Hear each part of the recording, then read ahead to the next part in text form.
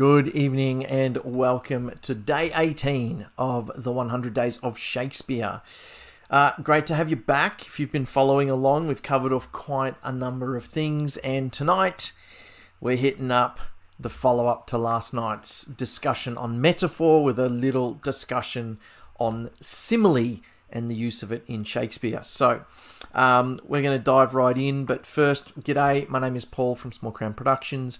If you are not familiar with the 100 Days of Shakespeare event, that is being set up by Carolina Furman to celebrate, investigate and research the lifetimes and era of Shakespeare. So it's all pretty casual, so you can do it at your own pace.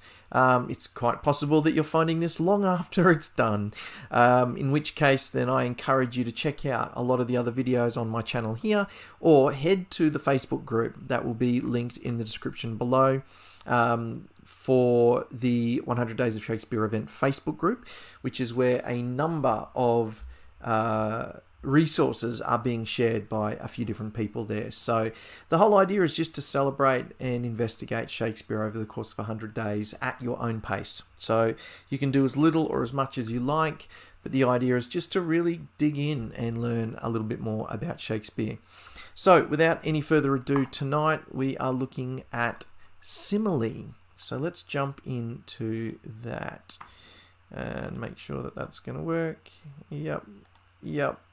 And there we go, it's up. Excellent. It's always a bit of a concern every now and again, the windows in this don't work. So, simile. Last night we talked about metaphor. I'll link that up here, and also it's in the playlist if you want to go back and have a look at that one. So what is a simile? Well, from dictionary.com, a simile is a figure of speech in which two unlike things are explicitly compared, as in, she is like a rose. So we're talking about statements that say thing A is like thing B, as opposed to a metaphor which doesn't compare them. It gives us the visual image that one thing is the other thing. So this is like. So you'll see often in phrases with similes the words like and the words as, that kind of thing. So it is a slight difference, and Shakespeare uses metaphor and simile extensively throughout his plays and his writing. Sonnets are a really great place to find lots of them. So let's have a look at some modern examples of similes that we know. First, simile comes from the Latin similis, meaning like or same. There is a phrase, similis simile gaudet, which is Latin for like celebrates, or no, like rejoices in like. So similis meaning like or the same. So here's as strong as an ox, a phrase you've probably heard before.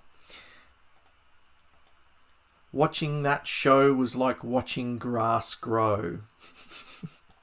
I've seen a few of those shows, let me tell you. Few movie quotes using similes. Forrest Gump says, life is like a box of chocolates. You never know what you're gonna get. Shrek said that ogres are like onions. They both have layers. Another simile there.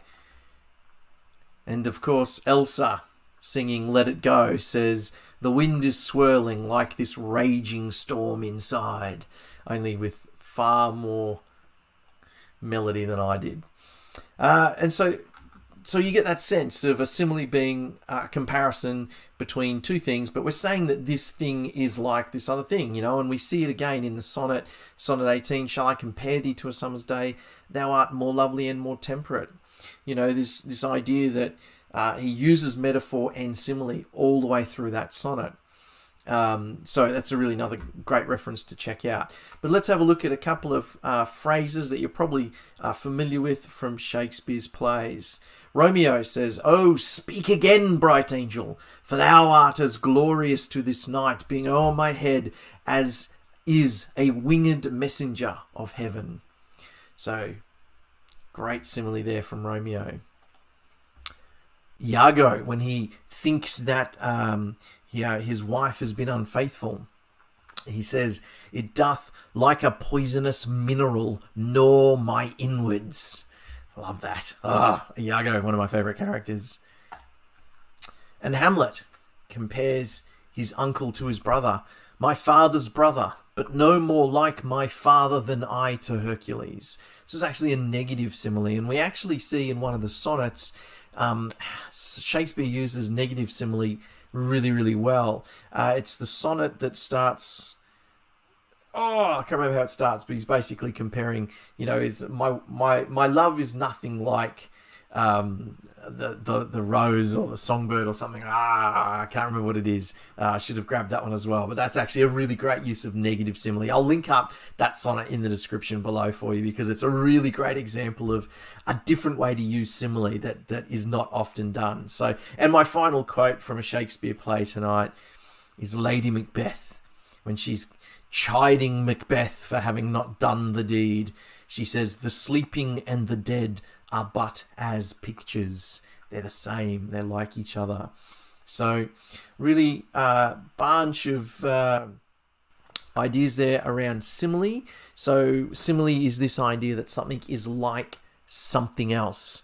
This idea that it's comparing these two things. And so there's a few examples there. The more you read Shakespeare, the more you will see, and the more you will notice that he floats between metaphor and simile quite a lot, and he's really adept at it, and it's amazing. So simile in Shakespeare, another one of the writing structures of writing that he used. We've got a couple of others that we'll look at over the 100 days, including iambic pentameter and a couple others. I've got them written on my notes, but I don't have my notes in front of me, so you'll find out what they are as we get through them.